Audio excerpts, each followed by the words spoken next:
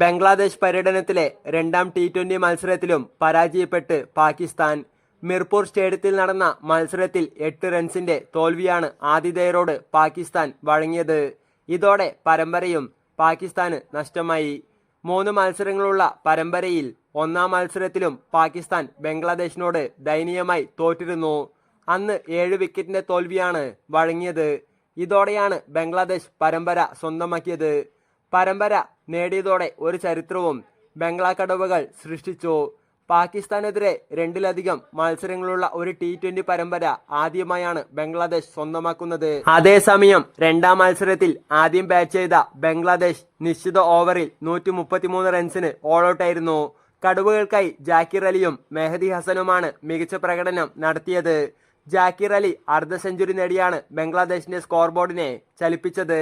48 പന്തുകൾ നേരിട്ട് 5 സിക്സും ഒരു ഫോറും അടക്കം 55 റൺസാണ് താരം നേടിയത്. ജാക്കിർ അലിക്ക് ഉറച്ച പിന്തുണ നൽകി മെഹദി ഹസനും ക്രീസിൽ നിന്നു. വിലപ്പെട്ട 33 റൺസാണ് ഹസന്റെ ബാറ്റിൽ നിന്ന് പിറന്നത്. മറുപടി ബാറ്റിംഗിൽ പാകിസ്ഥാന്റെ തകർച്ചയ്ക്കാണ് ആരാധകർ സാക്ഷ്യം വഹിച്ചത്. സ്കോർ ബോർഡിൽ 15 റൺസ് ചേർത്തപ്പോഴേക്കും 5 പേരാണ് കൂടാരം കയറിയത്. വലിയ നാണക്കേടിൽ നിന്ന് സന്ദർശകരെ രക്ഷിച്ചത് ഹഷീം അഷ്റഫിന്റെ ഒറ്റയാൾ പോരാട്ടമാണ്.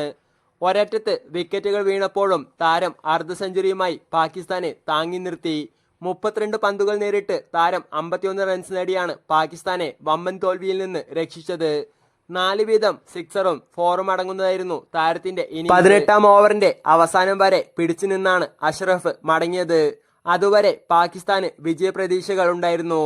എന്നാൽ പിന്നാലെ വന്ന ഡാനിയലും അവസാന ഓവറിൽ മടങ്ങിയതോടെ അഷ്റഫിന്റെ പോരാട്ടം വിഫലമായി.